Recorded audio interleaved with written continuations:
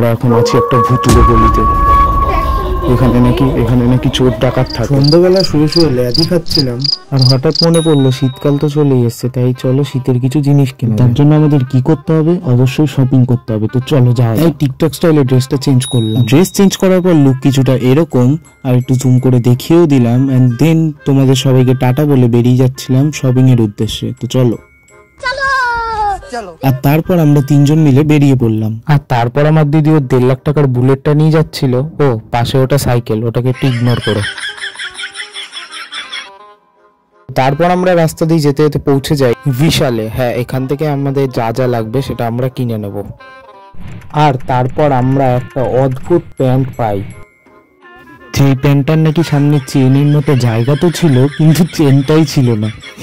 আর তারপর আমি আর আমার দিদি মিলে এখানে ফটো তুলছিল। আর তারপরও এখানে ঘুরেই যাচ্ছে, বাড়ি যাওয়ার কোনো নামই নেই। যেটা কেনার জন্য এসেছিলাম সেটা না পেয়ে বাড়ি যেতে হচ্ছে। আর এখানে এরা দুজন দাঁড়িয়ে দাঁড়িয়ে ফুচকা খেয়ে যাচ্ছে, আর আমাকে একবারে জিজ্ঞেসও করলো না খাবো কিনা। জীবনে এরকম ঝাল লাগে না, প্রচন্ড ঝাল খাই, বুঝছি না, পুরো লঙ্কাটা দিল লাস্টে আমাকে। ভাগ্য ভালো আমি খাইনি।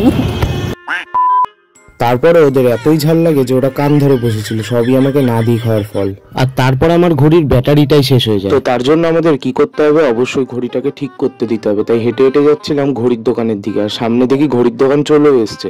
তারপর রাস্তাটা পার হয়ে ঘড়ির দোকানে গিয়ে কাকুকে ঘড়িটা দিয়ে দিই, আর ঘড়িটা কাকু ঠিক করতে থাকে। আর এখানে চারিদিকে দেখো কত সুন্দর সুন্দর ওয়াচ। তারপর আমার ঘড়িটা ঠিকও হয়ে যায়, আর আমি এটাকে পরেও নি। আর ওর নাকি ফুচকা খেয়ে পেট না ভরায় ও আবার একটা চিকেন 65 খাচ্ছিল। আর দেখো কেমন রাক্ষসের মতো এটাকে মুখে ঢুকালো।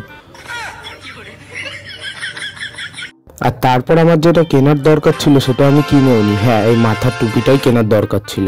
আর তারপর আমার দিদি ওর বুক ভরা কষ্টের প্রতিবাদ জানায়। শোনো, আরে সাইকেল দিয়ে গেছি 1 ঘন্টা আগে, ভেবেছি সারিয়ে রাখবে, আইসা দেখি সাইকেল ধরেই নাই।